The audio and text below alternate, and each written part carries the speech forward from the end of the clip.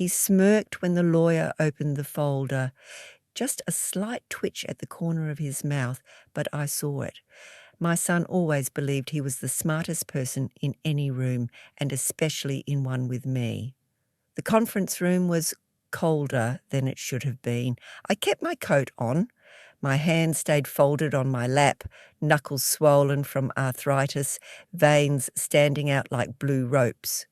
Across from me sat Marcus, in his tailored grey suit, the same one he wore when he wanted to look impressive but not flashy. To his left, Chloe, his wife, tight-lipped, fingers flying over her phone, like she had something more important to be doing. Maybe she did. I hadn't seen them in a month, not since the incident with the nurse. Marcus said it wasn't safe for me to live alone anymore, that the house was too big, that I could consider options, which meant sell the house, move out quietly, and hand over whatever was left. The lawyer cleared his throat. Mr. Davies, old but sharp, glasses low on his nose.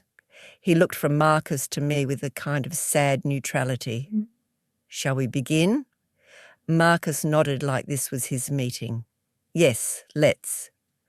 The will wasn't news to me. My husband, Walter, had it rewritten 6 months before he passed. I was sitting right there in this very room when he signed the documents. He never told the children, said he wanted it to be clear, unambiguous, and free of influence. He knew his son, he knew his daughter, and he knew me. Back then, I protested, said it would make things harder, said it might drive a wedge. Walter had looked at me with that steady calm of his, the one that made you stop arguing even if you were technically right. Let the truth speak when I no longer can, he'd said, and now here we were. Marcus leaned back in the chair, already celebrating in his head. Chloe didn't even look up. The last time she addressed me, she called me Evelyn instead of Mum, said it like a formality, like she was speaking to the help. The will was thick. I remembered that. Walter had been thorough.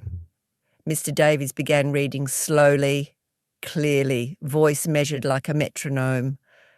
Legal language rolled through the room, and I watched Marcus's eyes glaze. He didn't care about the preamble. He was waiting for the big line, the inheritance, the house, the accounts. Then it came. To my beloved wife, Evelyn Hayes, I leave the entirety of my estate, including but not limited to the property at 12 Willow Creek Road, all financial accounts, personal belongings, and full authority over the family trust established in 1998. Silence. Marcus blinked. Wait, what? Chloe finally looked up. The lawyer didn't flinch. He turned the page. Further, I wish to state clearly that this decision reflects my complete confidence in my wife's judgment and her integrity. I trust her implicitly to act in the best interests of our family. I didn't smile. I didn't even move. Marcus sputtered. That can't be right.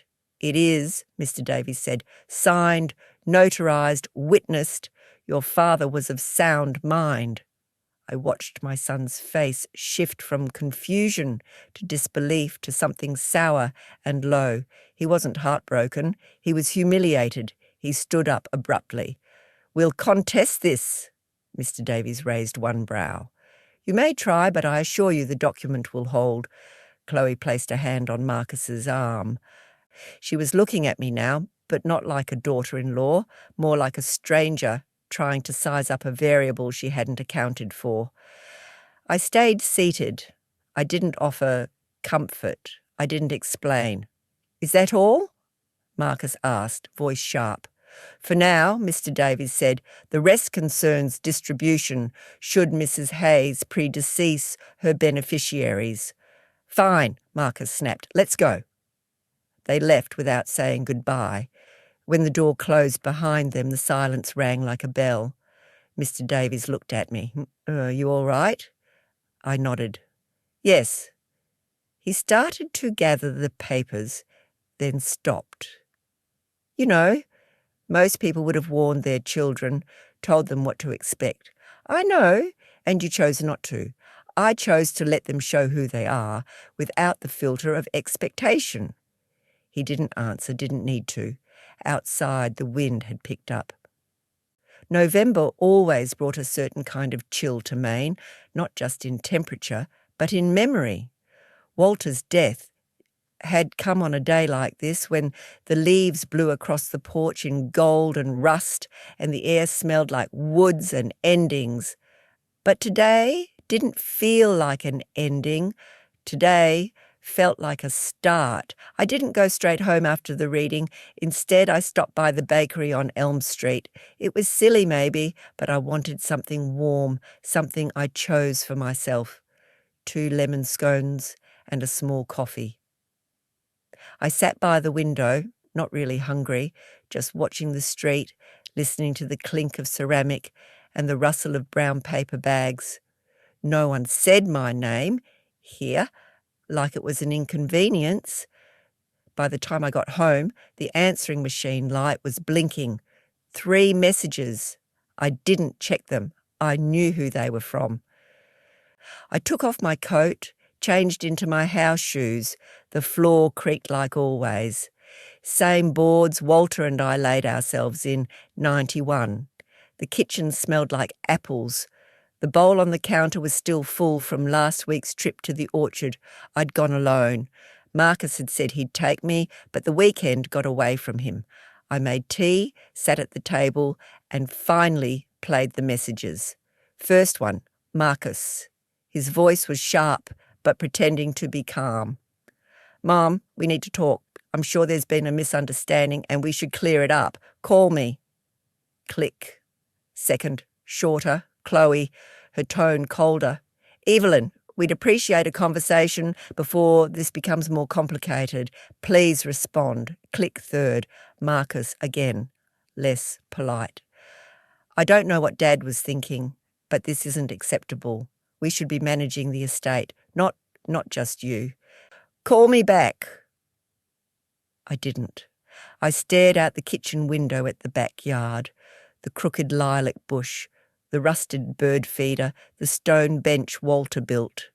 I hadn't changed much since he passed. I liked it that way.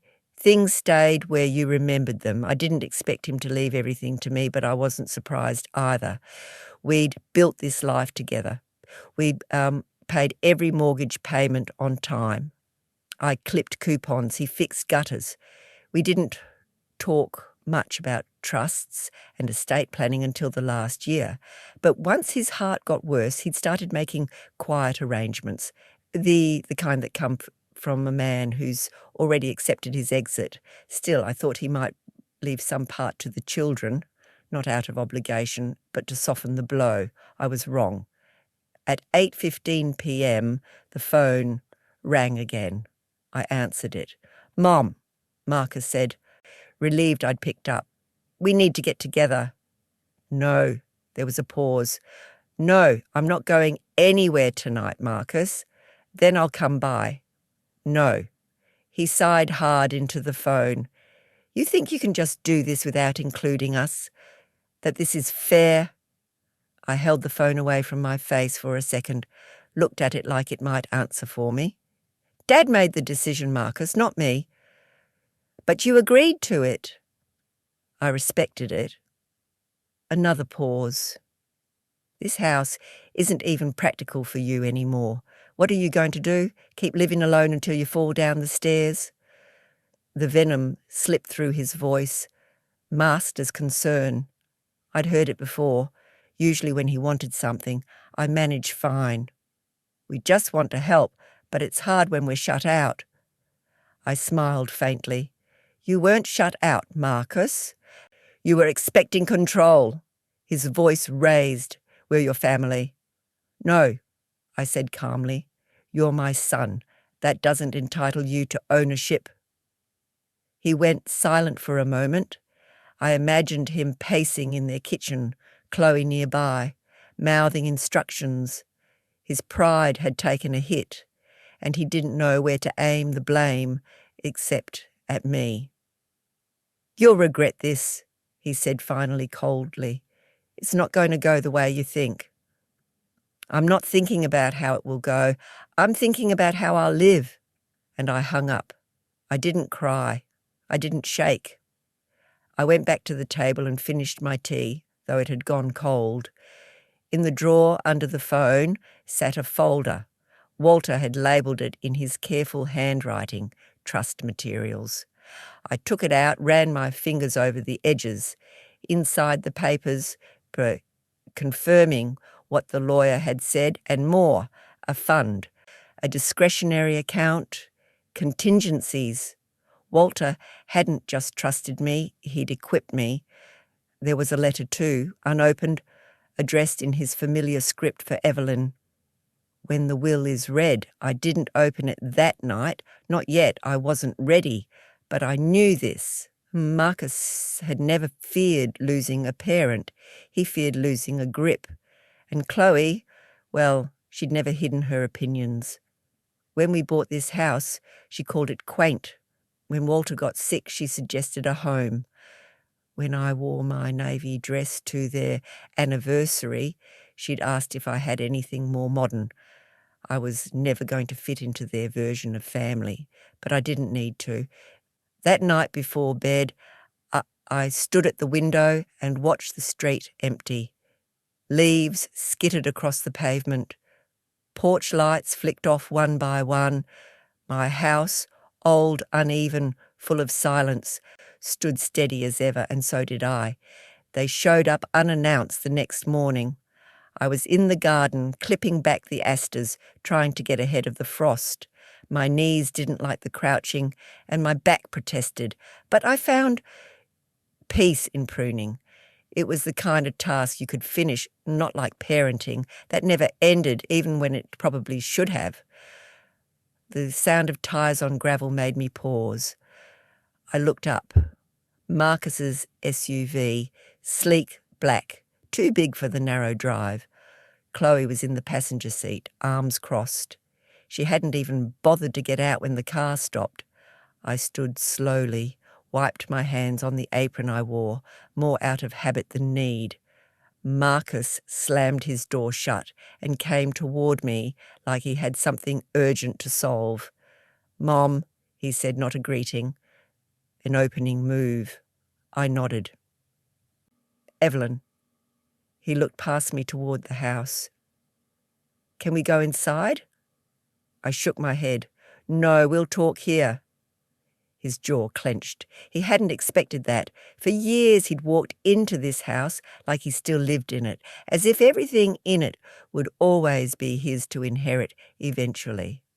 Now he stood on the lawn like a visitor. Chloe got out of the car, then slowly, deliberately, her heels crunched against the gravel, her expression unreadable. She didn't bother with small talk. "We're here because we're concerned," she said. I raised an eyebrow. "About you," Marcus jumped in. "About what Dad's decisions mean for you. About whether you're equipped to handle all of this, as if the life I'd lived for 75 years had suddenly become too complicated for me to grasp." "I see. We should be managing the accounts," he continued, "you don't even have experience with investments or—" "Your father didn't think so," I said. "He thought I was perfectly capable." "He was sick when he made those changes," Marcus snapped. "You think that's not relevant?" "Careful," I said quietly. "You're suggesting your father was of unsound mind." "That's a serious claim." Chloe stepped forward. "We're not accusing anyone. We're asking for a reasonable compromise." "No," I replied. Marcus blinked. "What?" "I'm not negotiating control of my own life or your father's wishes." Chloe looked like she'd rehearsed for this. Her voice got soft, persuasive. "Evelyn, we just want to help. What if something happens to you? What if you're taken advantage of?" "I was," I said calmly, "for years. But that stops now." She flinched. Marcus went red.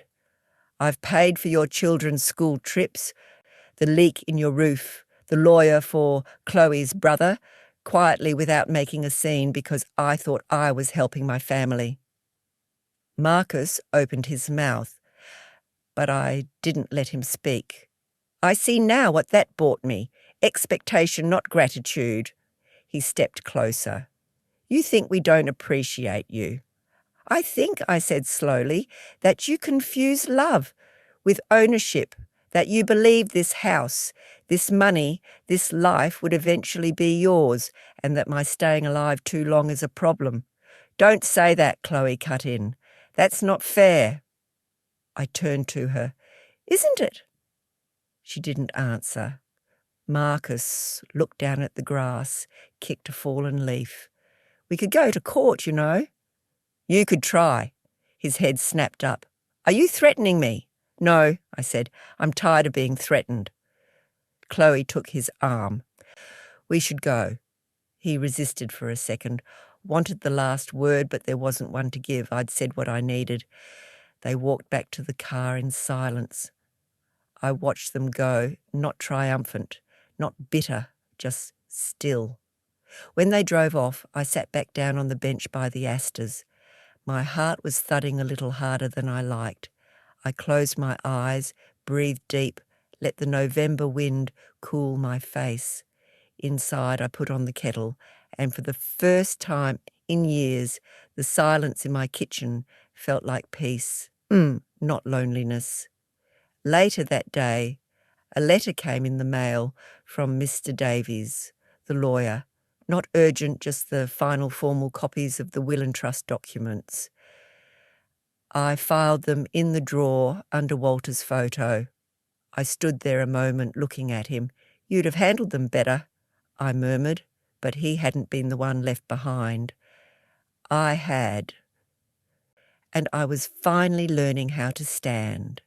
The letter from Veronica arrived 3 days later, written in careful cursive on heavy cream stationery, the kind she used for thank you notes and Christmas cards. She never called unless it was absolutely necessary. Veronica preferred to curate her communications, like her living room shelves, all colour-coordinated hardcovers she'd never read. Dear Mum, it began, I heard about the will. Marcus is upset, of course, but I wanted to reach out to you directly before things get unnecessarily tense between everyone. Unnecessarily, as if tension was some accidental weather pattern, not something her brother had whipped into a storm the moment his name wasn't called.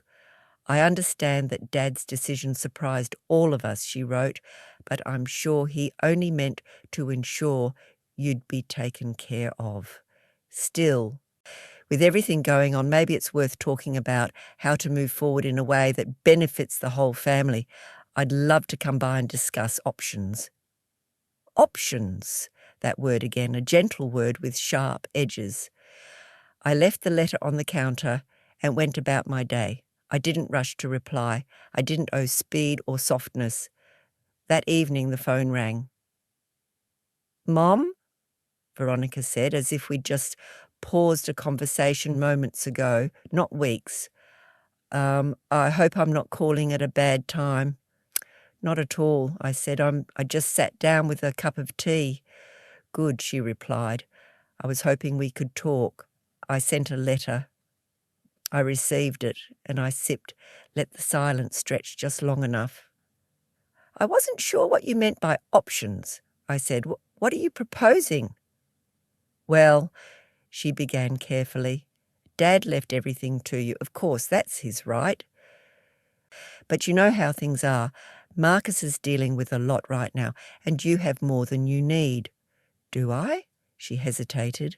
I mean, the house, the accounts, the trust. It's a lot to manage at your age. Maybe there's a way to delegate, make it easier. I leaned back in the chair, looked out the window. The hydrangeas were wilting now, curling inward like old paper. You think I'm overwhelmed? I think it's a lot of responsibility. I ran a library for 3 decades, I said quietly.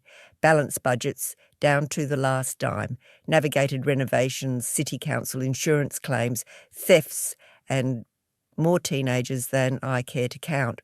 Your father and I paid off this house with no help. I didn't ask for anyone's hand then. Why now? Mum, she sighed, this isn't an attack. No, I agreed. It's a retrieval. Silence again. Then her voice cooler. You think we're all just after money? I think you're not used to the idea that I don't need saving. That's not fair, she said sharply. I'm trying to keep the family together. By asking me to give away what your father left me, you're being difficult. I smiled. No, I'm being clear. She was quiet. Then you always favoured Dad. You followed him like his shadow. And he left me everything, I replied. That ended the call.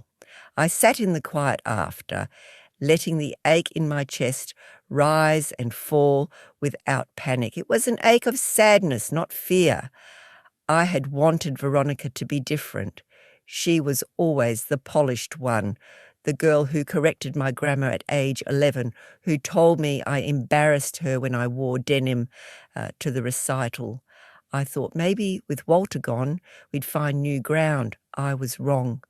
Later that night, I opened the folder again, pulled out the letter Walter had written.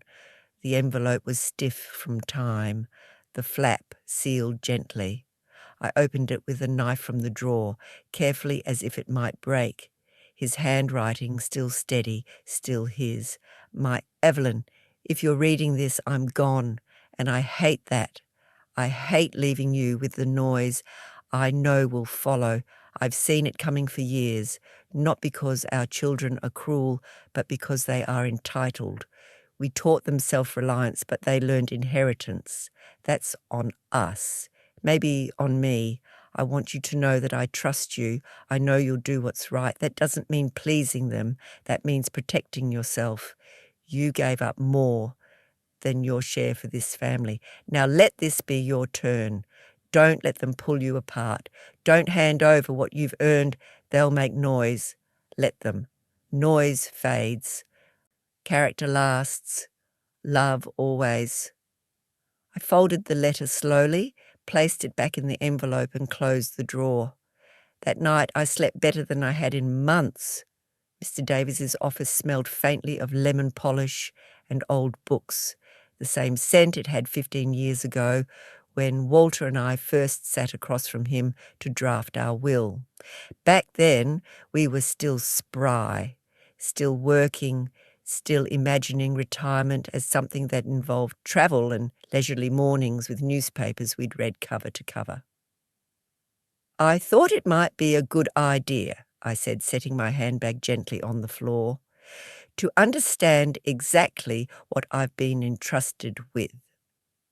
Mr. Davies nodded, hands folded over a leather folder. Of course, Evelyn. Walter gave me very clear instructions, and I followed them to the letter. He opened the folder and pulled out several documents neatly clipped. Aside from the house and your joint accounts, which are now solely in your name, there's the Hayes Family Trust, established in 1998. Originally, it was meant for the children's education and long-term needs, but Walter amended the terms in March of last year. I leaned forward. What did he change? Mr. Davies adjusted his glasses. He named you as the sole trustee with full discretion. That means the decision to distribute or not distribute any funds rests entirely with you. No automatic rights for Marcus or Veronica. I blinked slowly. He really didn't want them having control. He trusted you more, Mr. Davies said simply. He also instructed me to tell you this in person. If anyone attempts to challenge your mental capacity or suggests you're unfit to manage, there's a sealed psychiatric assessment he arranged with a court-appointed doctor. It clears you preemptively. I was quiet for a long moment. The weight of it pressed gently on my shoulders. not heavy but undeniable. Walter hadn't just shielded me, he'd fortified the walls. "And the trust itself?" I asked. "How much are we talking about?" Mr. Davies smiled softly. "Including compounded interest. Just over 3 million. I let out a small breath. Not surprise, not greed, just the kind of awe you feel when you realise someone loved you so fiercely they planned your safety down to the decimal. "I'd like to leave most of it alone for now," I said after a pause, "but I want to make a few designations, charitable, educational." He nodded. "We can begin that process today." As we went over the forms, I found myself recalling the way Marcus once spoke about the fund casually, almost carelessly, when Walter was still alive.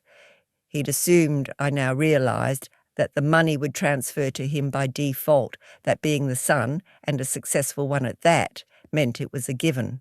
But Walter had seen further. He'd seen how his children treated ageing, not as a fact of life, but as a weakness to exploit. Mr. Davies offered me a cup of tea as we signed the initial forms. It felt strange being waited on by a man who used to seem so much older than me. Now we both moved more slowly.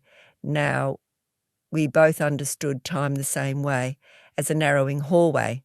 When everything was notarized and sorted into envelopes, Mr. Davies stood and walked me to the door. "If I may, Evelyn," he said gently. Walter admired your steadiness more than anything. I don't think he ever told you that." "He didn't need to," Mr. Davies smiled. "Still, I think you ought to hear it." The walk to my car was slow, not from fatigue, but deliberation. The town moved around me as usual. A teenager darting across the street with a skateboard, a mother tugging a toddler along by the hand, a dog barking from an open truck bed, all ordinary, all unchanged, but I had changed. At home, I made myself a modest lunch, tomato soup and toast, and sat by the window to eat. The light coming in through the lace curtains struck the kitchen table in a warm angle, the kind that made the steam from the soup look like it had weight. I thought about calling Veronica, telling her the truth, letting her know how deeply Dad had fortified the walls she and her brother kept trying to knock down. But I didn't. It wasn't about vengeance. It was about space. Space for me to exist outside of their designs. Later, I went to the back room, the one Walter used as his study, and opened the cabinet he kept locked until the year he died. Inside were boxes of papers, blueprints, photo negatives, small tokens he'd saved that no one else ever saw. I pulled out an old envelope labelled Community Centre Gala and found a photo of the two of us from 2 decades ago, him in a blazer that didn't quite fit, me in a dress I'd sewn myself. We were laughing, caught mid-laugh. Actually, it was the only photo where I saw myself the way Walter must have seen me, not as a caretaker or a quiet support, but as a full person, solid, certain. I kept that photo out, propped it against the lamp by my bedside, not because I needed a reminder of the past, but because it was time to step forward into the rest of the story, and this time I would not be silent in it. The letter came by courier, thick envelope, legal header, notice of intent to request evaluation of mental competency. No return address, but the intent was clear. I read it twice before setting it down. My hands didn't shake, though my stomach went hollow for a moment, not from fear, but from something colder, recognition. This was where we were now. Not just worried children, not hurt feelings. They were trying to take me apart with paperwork. I called Mr. Davies. He answered on the second ring. "Evelyn." "Yes," I said, "I received a letter. Marcus is filing for a competency evaluation." There was a pause. "Then he didn't listen?" "No," I said, he didn't." Mr. Davies exhaled. "It's harassment. We'll handle it. I want it handled quietly," I said. "No courtroom, no press, no drama. I'll file a response and send them the psychiatric assessment your husband arranged. That should stop it cold." Good. We didn't need to say more. Mr. Davies knew the shape of this family by now. I thanked him and hung up. The envelope still lay on the table. I left it there, a monument to their last attempt. That afternoon, I heard a knock at the back door. Only one person used that door. When I opened it, there he was. Liam, Veronica's boy, 19 now, tall and lean, with the same restless eyes Walter had at that age. He held a brown paper bag in one hand. "Hi, Grandma," he said a little sheepish. "Liam," I smiled, stepping back to let him in. "What brings you here?" "Mum doesn't know I came," he said. "Neither does Uncle Marcus. I just wanted to see you." I took the bag from him. "What's this?" "Chocolate croissants. Your favourite, right?" "They are," I said softly. We sat at the kitchen table. I poured tea while he unpacked the pastries. "I heard about the will," he said after a few sips. "Did you?" "Yeah. Mum was yelling about it on the phone. Said you were being manipulated. Said you weren't thinking straight." I looked at him. "And what do you think?" He met my eyes. "I think you've been thinking straighter than any of them for a long time." I laughed quietly. "That's a dangerous opinion in this family." He shrugged. "I've got a mind of my own." We ate in comfortable silence for a while. The sun came through the window, warm on the tablecloth. I noticed how easily he fit here, how little he resembled the entitled posturing of his parents. "I remember you teaching me how to make biscuits," he said. "You let me knead the dough, even though I was a mess." "You were 5, I said. "You thought the flour was snow." He smiled. "It was the first time anyone let me ruin something on purpose." I smiled too. Liam finished his tea and grew quiet. Then he said, "Grandma, if they make things worse, I just want you to know I'm on your side." My throat tightened. "You're my family," he added, "not just a legal name." I reached across the table and took his hand. Warm, strong, a little callous, a boy becoming a man. "Thank you," I whispered. He left soon after, promising to visit again next week. After he was gone, I stood at the door for a long time, watching the yard. The leaves had started falling hard now. Whole branches went bare overnight. I thought about the past weeks, about Marcus's voice raised on the phone, about Veronica's carefully worded letter, about the threat of courts and evaluations. I thought about Walter's photo on the nightstand. Then I went to the desk, opened a new folder, and wrote on the tab, "Liam." Inside, I placed a blank form Mr. Davies had given me, a document to name a successor trustee, someone I could pass the responsibility to when I no longer could manage it myself. I didn't fill it out that night, but I had a pen in hand and a very clear view of the future. The invitation came by text message, not from Marcus or Veronica, but from Marcus's wife. "Family dinner Sunday, just the 6 of us, 7 p.m. Marcus says, please come." Please. That was new. I stared at the screen for a long time, not because I didn't understand the words, but because I understood them too well. This wasn't a dinner. It was a campaign, a public relations event wrapped in linen napkins. Still, I said yes, not because I had hope, but because sometimes you attend the play not for the performance, but to witness how poorly the cast remembers their lines. Sunday came with overcast skies and a restless wind. I wore a dark green blouse Walter used to like, plain slacks and flats. Nothing grand. I brought nothing, no dessert, no wine, and arrived precisely at 7. Their house was a monument to overcompensation. Every surface polished, every corner curated to look effortless. Chloe greeted me at the door with a smile too wide. "Evelyn, so glad you could make it." I stepped inside. Marcus was already in the living room, a glass of something amber in hand. "Mum," he said, and there was an edge of performance in it, like he was waiting for someone to take his picture. Veronica was there too. She hugged me with that awkward quickness that says, "Let's pretend we're still a family." Liam hovered by the fireplace, hands in his pockets, eyes wary. His presence was the only thing that felt sincere. Dinner was roast chicken, green beans, and some kind of glazed root vegetables arranged like a magazine spread. We ate in stilted conversation. Chloe spoke about her Pilates instructor. Veronica mentioned a new campaign at work. Marcus talked about property taxes, subtle reminders of financial burdens. Then the plates were cleared and it began. "I think," Marcus said, folding his napkin deliberately, "we've all had some time to think about everything." I nodded.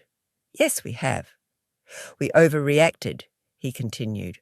"When the will was read, it was a shock. Emotions ran high." Veronica chimed in. "No one's blaming you. We just want to move forward."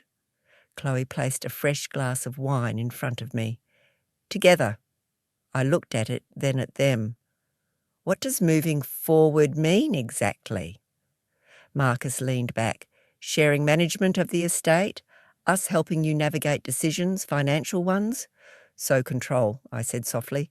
"No," he said quickly. "Support. You want access to the trust."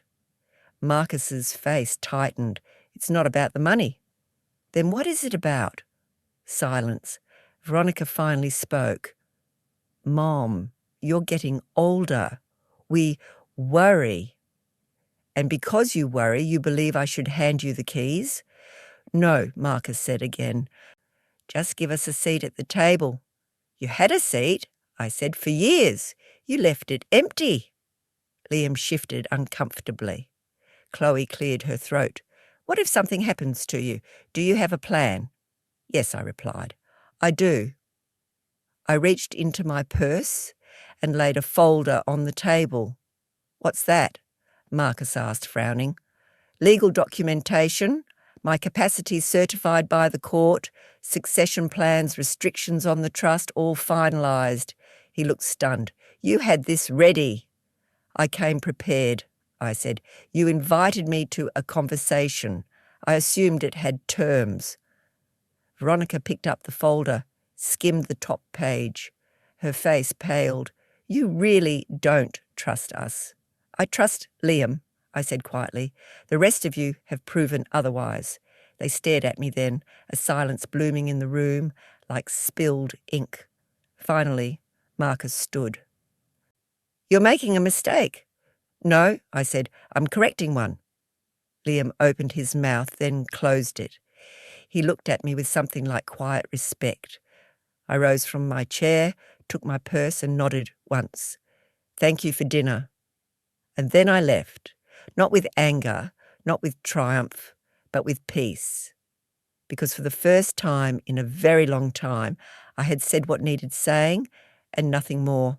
It started with phone calls, not from Marcus, not from Veronica, from neighbours, old friends, acquaintances I hadn't spoken to in years. "Evelyn, dear, I heard you've been unwell. Are you getting the care you need?" I ran into Chloe at the market. "She mentioned you were having memory issues. I'm so sorry. I can't believe your kids are having to handle everything now. That must be hard on them." Each time I thanked them politely. Each time I felt the sting of implication. They weren't checking on me. They were checking a box because someone or several someones had started a campaign. Whispered narratives disguised as concern. The kind of poison that doesn't taste bitter until it's too late. I didn't answer most of the calls after that. I didn't go to Sunday church. I didn't attend the book club at the library. I didn't owe anyone an explanation. But still, I felt it. The echo of their silence in the grocery aisle, the sudden drop in volume when I entered the post office, the sideways glances, rehearsed expressions of sympathy. My children wanted me invisible, failing, dependent, and they were willing to paint the picture themselves when reality didn't cooperate. One afternoon, as I stood at the produce stand choosing apples, I heard it again. "Poor thing," someone whispered behind me. "Must be so hard losing your judgment like that." I turned. The voice belonged to Alice Bernard, whose son had borrowed money from me several years ago and never repaid it. Her cardigan was buttoned wrong, and she smelled faintly of stale perfume and self-righteousness. I held up an apple. "Still know a good one when I see it." Her eyes widened. "Evelyn, I didn't mean—" "I know exactly what you meant." She flushed, turned away, and scurried toward the bakery. I bought my apples and left. At home, I sat in the sunroom, looking out at the garden. November was ending. The air had that brittle edge, the kind that reminds you winter's waiting just behind the curtain. I thought about calling Veronica, asking her if she'd told people I was losing my mind, but I didn't need the answer. I already knew. Instead, I called Mr. Davies. "I'd like to write a statement," I said, to be kept on file. He paused. "For legal purposes?" "No," I said, "for peace of mind." I wrote it that evening, longhand, simple, clear, to whom it may concern. I, Evelyn Hayes, am of sound mind and judgment. I am aware of recent rumours circulating about my health and mental state. I am not confused nor in decline. I am simply a woman whose adult children have mistaken inheritance for entitlement. I ask that those who know me, truly know me, believe in the consistency of my character more than the fragility of gossip. Thank you for your concern. I don't need it. Evelyn, I didn't send it. I placed it in a box along with Walter's letter, Liam's school photo, and the psychiatric assessment because I didn't need to defend myself, but I wanted to remember that I could. That same week, I got a letter from the Women's Auxiliary. They wanted me to renew my board membership for another year. A small gesture maybe, but it reminded me that not all doors were closing. Some were still open, and some I was opening myself. The article appeared on page 2 of the local paper, just below the fold. Former librarian donates $75,000 to Community Literacy Fund. There was a picture of me standing outside the town library, shaking hands with the director. I was wearing my navy coat and the brooch Walter gave me on our 25th anniversary. I hadn't worn it in years. It caught the light just right. I didn't tell anyone beforehand, not because I was hiding it, but because I didn't owe an announcement. I had decided, after Mr. Frey Davies helped finalise the transaction, that the first significant gift from the Hayes Family Trust would go to the place where I'd spent 3 decades of my life. The place that had welcomed children with no books at home and mothers who read with their coats still on. They were going to use it to build a new children's wing with windows that actually opened. I thought it was a fine use of money. Marcus did not agree. He arrived without warning the next morning. No text, no call, just the sharp slam of a car door and his angry silhouette crossing the lawn. I didn't invite him in. We stood on the porch. The wind whipped at the hem of his coat, and his hair was mussed, too hastily combed, like he'd left the house mid-sentence. "You gave away trust money?" he asked, skipping any greeting. "I allocated it," I replied, "to a cause your father would have supported." "You didn't even tell us." "I don't need to." His jaw tightened. "It's not just your money, Mum." I tilted my head. "Isn't it?" He stepped closer. Dad built that trust for the family. And he named me the trustee, sole discretionary. You're squandering it. No, I interrupted. I'm protecting it from entitlement, from the idea that your last name is a blank check. He let out a bitter laugh. You think this makes you righteous? No, I said calmly. It makes me free. His voice rose. What about our kids, their futures? You mean Liam? I asked. To be the only one who visits me without an agenda? He blinked. You're angry, I continued, because the future you planned, the one where I quietly faded into a guest room while you took over the estate, is no longer happening. He said nothing. You call it family legacy, but what you mean is control. I'm trying to protect what's ours. No, I said, my voice soft but firm. You're trying to reclaim what was never promised? He looked down at the porch boards, then back at me. This won't end well, he said. For who? I asked. His silence was the only answer. He turned, walked down the steps, and got into his car. He didn't slam the door this time. He didn't even look back. I stood on the porch a while longer, breathing in the cold. Across the street, Mrs. Cranwell was raking leaves into uneven piles. She looked up, waved. I waved back. Later that day, the library sent me a thank you letter, handwritten in blue ink with a note from a child attached. Thank you for giving us more space to read. I like the owl rug the most. Sam, age 7. I pinned it to the fridge. There are many kinds of wealth. The one I inherited wasn't just numbers on paper. It was the right to decide what mattered, and I was finally using it. The letter came certified, heavy envelope, my name typed cleanly on the front. Inside, a notice from the Northern Shores Bank. Subject, Hayes Discretionary Asset Authority. Final phase activation. I read it twice before calling Mr. Davies. You didn't mention this, I said. I wasn't allowed. He replied. Walter left it sealed unless certain conditions were met. What conditions? Legal challenge, attempted removal, character defamation, all of which have now occurred. I held the phone against my shoulder and looked out at the backyard.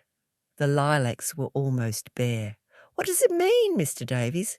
It means the bank is transferring full control to you, not just over distributions but structure. You can dissolve parts of the trust, reassign beneficiaries, create sub-funds, rename the entity entirely if you wish. I sat down. You're telling me I own the whole tree and the roots, he said gently. There was a silence between us, not empty, thoughtful. What would you like to do? He asked. I'd like to speak to someone at the bank, I said. I have ideas. The call was scheduled 2 days later. A woman named Elilana handled the trust accounts. Her voice was clear, respectful. She didn't ask why an elderly woman in Maine wanted to restructure a family trust. She asked how she could help. I want to create a scholarship, I told her, in Walter's name for adult learners, people over 40 returning to school, especially women. That's a beautiful directive, she said. We can make that happen, and I want it to be permanent, irrevocable, even after my death. She explained the legal steps. I listened, took notes. When we were finished, she said, Mr. Hayes left several discretionary notes, personal observations. He wrote that if anyone could carry the purpose of the trust beyond the letter, it was you. I felt something shift inside me, a warmth under the ribs. Not pride, not sadness, just clarity. He knew you'd wait, she added. It truly mattered. That evening, I walked the house slowly as if seeing it new. The marks on the wall from where Marcus ran his toy trucks. The scuff on the kitchen tile from Veronica's dropped baton.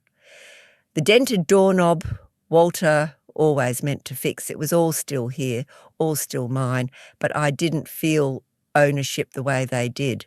I didn't want to hold it. I wanted to use it. By the end of the week, the paperwork was filed. The Hayes Trust would fund 4 scholarships per year, renewable for adults with no family support, anonymous, need-based, open to the overlooked. I didn't tell the children, not yet, but I left a note in the drawer next to Walter's photo. I kept your name, love, but I gave it away the right way. That night, I sat with a cup of tea, no television, no lights, but the lamp beside me. And I thought, not about what they'd taken, but about what I'd reclaimed. They came on a Wednesday. No warning, no partners, just the 2 of them standing on my porch in coats too thin for the cold. I opened the door and looked at them for a long second before stepping aside. They didn't hug me. I didn't expect them to. We sat at the kitchen table, the same one Walter built in the summer of '87, stained with tea rings and memory. I poured coffee, though they didn't ask for it. I didn't think you'd let us in, Marcus said. You didn't think I'd stand up to you, I replied. He lowered his eyes. Veronica cleared her throat. We're not here to fight, Mom. No? She glanced at her brother. We've been talking, just us, and we know things got out of hand. We let it get personal, Marcus added. We should have handled it better. You wanted control, I said quietly, and when you didn't get it, you tried to discredit me. He winced. We were angry. You were exposed. Veronica spoke next. We're sorry, Mom. Really? This trust, the house, all of it. We thought it was going to pass to us. Naturally, we didn't think you'd use it. She nodded. I looked at them, not as my children, not as threats, just as people. Aging like me. Tired maybe, but still trying to navigate the world through the lens they'd always known, that I was the background, not the main character. You assumed I'd disappear into softness, I said. That grief would keep me quiet. We just didn't think, Marcus murmured. No, I said. You did. You just thought I wouldn't. Silence settled in. I let it. There was no rush. Then Marcus asked, is there any way you'd reconsider, include us in the decisions? You are included, I said. In the same way, I've always included you as people I care for, but not as shareholders. Veronica shifted in her seat. It's hard, Mom, watching you make choices that shut us out. I looked at her. You mean choices that didn't benefit you? She hesitated. That too. I sipped my coffee. I made you both peanut butter sandwiches when you were sick, stayed up with you through fevers and bad dreams, covered rent once, paid legal bills, gave without question. I know, Marcus said, but love, I continued, is not a deed transfer. It's not an IOU. We're not asking for everything, Veronica said quickly, just something, a part of it. I stood slowly, walked to the drawer, took out the latest report from the trust. Here, I said, handing it to them, this is what I'm doing. Scholarships, local aid, a new wing for the library. If you want to be part of that, you're welcome, but if you're here for a piece of the pie, I've stopped baking. Marcus didn't take the folder. Veronica did. She flipped through the pages in silence, then said, He would have liked this, Dad. I nodded. He trusted me to finish what we started. Marcus stood. We should go. I didn't stop him. Veronica lingered by the door. Can we try again? Not for the trust, just with you. I'm here, I said. I never left. They walked down the path slowly. No slamming doors this time, just quiet steps. And when I closed the door behind them, it wasn't with bitterness, it was with closure. The house was quiet again. For the first time in weeks, there were no calls, no cars slowing down in front of the yard, no folded arms on my porch, No sideways glances at the grocery store, just silence, dense, natural, like a heavy snowfall that hushes the world into listening. I didn't fill it with noise. I let it stretch. 3 mornings in a row, I woke without urgency. I didn't reach for the phone, didn't check the mailbox the second it arrived. I made tea, the loose kind, not the bagged convenience, and sat at the table while the kettle steamed the windows slightly. Outside, the last of the leaves dropped one by one. I watched them fall like closing lines of an old story. It felt right. I began to clean, not in the frantic, busy way grief makes us clean, but in the deliberate rhythm of readiness. I moved room by room, not purging, but choosing. I let things go, old tablecloths frayed at the corners, shoes I hadn't worn since Walter's last Christmas, knickknacks given out of obligation, not affection. I didn't hold them long, just long enough to know I wouldn't miss them. In the upstairs hallway, I found a box I hadn't opened since the children moved out. Inside were drawings, ribbons, report cards, Marcus's second grade certificate for most improved listener, Veronica's essay on pioneer life, notes they wrote me on Mother's Day when they still had soft voices and sticky fingers. I sat on the carpet and read each one, not with nostalgia, with permission. I allowed myself to feel it all. The warmth, the ache, the bewilderment that those small, open-hearted people had grown into adults who could look at me as an obstacle. It wasn't bitterness, just a kind of grief I hadn't named before, the grief of being finished with something that isn't finished with you. I kept a few pieces. The rest I bundled neatly and tied with ribbon, not to throw away, but to store differently, not in the house, but in the heart, somewhere less cluttered. In Walter's old desk drawer, I found a list. His handwriting, faint pencil, things to tell Evelyn if I go first. You always did the hard parts, I noticed. Don't let them wear you down. You're better at silence than most men can survive. Use that. The house doesn't need to stay. You do. Love again if you want, but don't settle for company. Keep your hands busy. It helps. Eat the damn cake. I laughed. Not loud, just enough to feel him. The next day, I drove to the hardware store, bought paint, a soft colour, something between cream and warm fog. I repainted the back room, took down the curtains, let more light in. It wasn't a reinvention. It was a conversation with myself with the next chapter. Liam texted that evening. Coming by this weekend? Want to help with anything? I replied simply, bring your old clothes. We'll do the shed. There was no ceremony in it, no big gesture. But for the first time in years, the future didn't feel like a closing door. It felt like a room I had just decided to walk into. He showed up in jeans, 2 sizes too big, and a sweatshirt with paint flecks on the sleeves. Brought the right uniform, I said, handing him a pair of work gloves. Liam grinned. Figured we'd get into something messy. We did. The shed behind the house hadn't been touched in 5 years, not since Walter's hand stopped steadying nails. It leaned slightly now, like it was tired of holding on. Inside, a universe of half-used cans, gardening tools, a rusted ladder, boxes labelled in Walter's looping script. Holiday old wires keep. We cleared a path first, then pulled things into the yard. I watched Liam lift without complaint, dust settle on his shoulders, his hair falling in his eyes. He worked like someone who didn't need to prove anything, just wanted to be useful.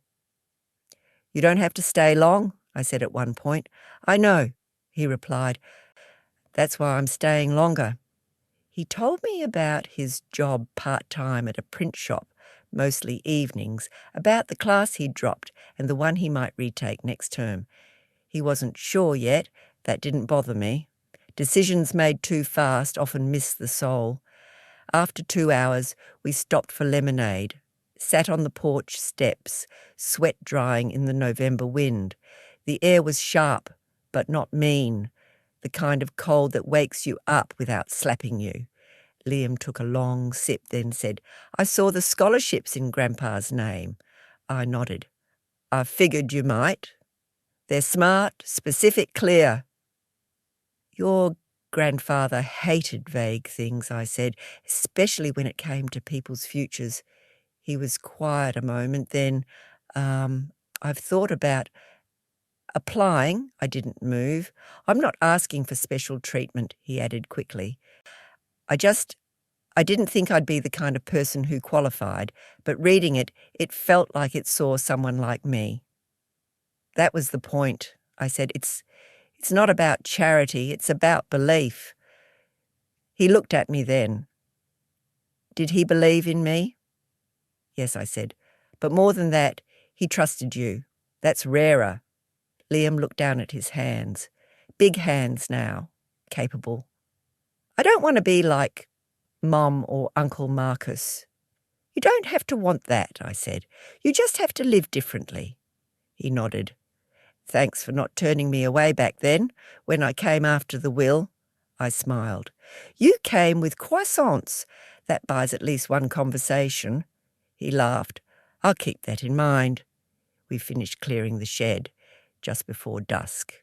I let him keep one of Walter's old flannel shirts, the blue one with the tear at the cuff. He said he liked how it smelled.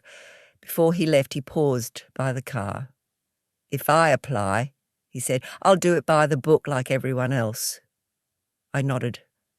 "Then I hope they see you." "They already do," he said, and then he drove off.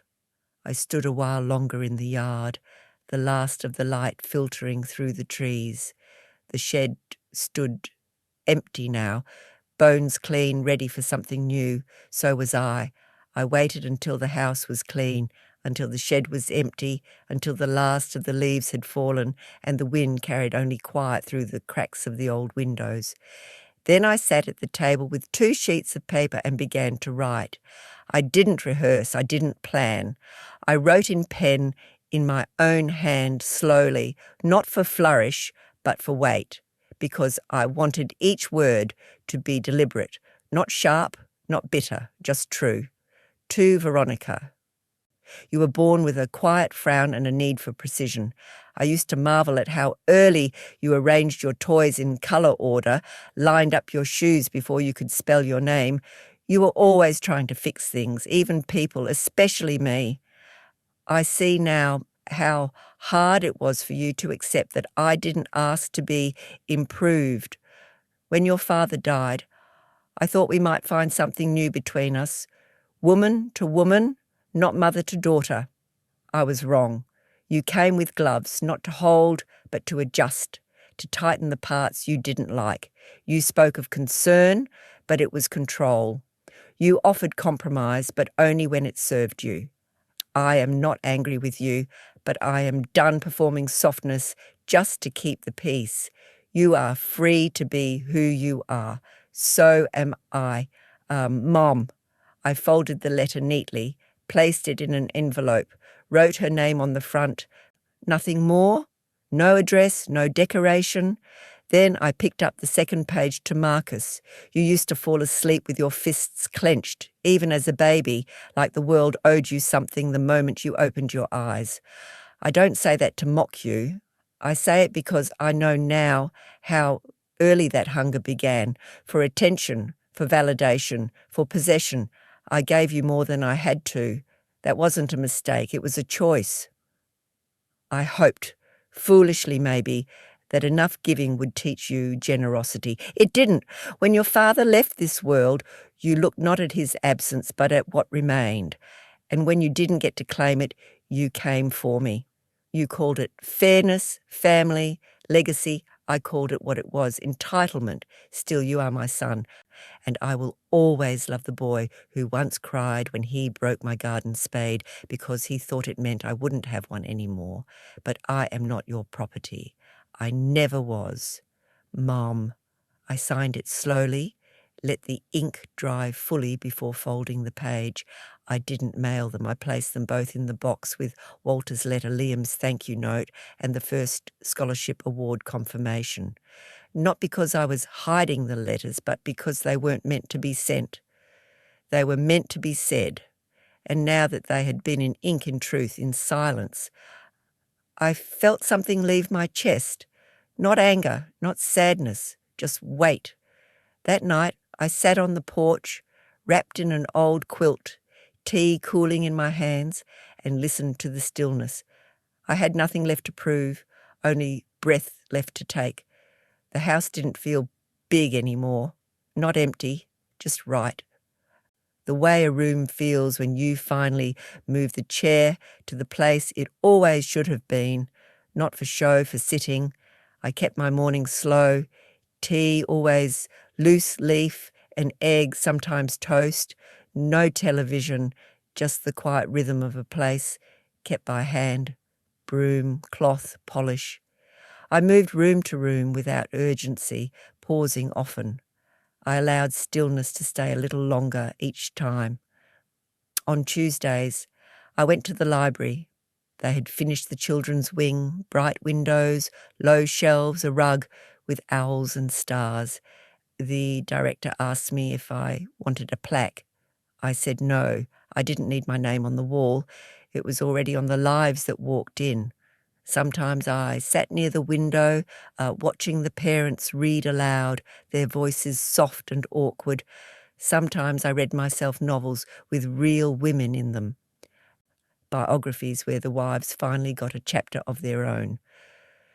One Thursday afternoon, during a community meeting, a woman I barely knew, Marlene from over on West Ridge, raised her hand and asked me to speak. I don't know what to do with my son, she said, not with shame, but exhaustion. He's 33 and still speaks to me like I ruined something I never touched. I didn't answer right away. Then I said, you can't raise someone twice, but you can choose not to shrink when they try to make you smaller. She nodded quietly and we moved on. Liam came by every other weekend. Sometimes we painted a room. Sometimes we just drank lemonade on the steps. He told me he'd been accepted into a continuing education program, part-time, 2 nights a week, funded in part by something that didn't carry my name, but did carry my intention. He never mentioned the trust directly, never asked what would happen to it when I was gone. He already understood what mattered. That was enough.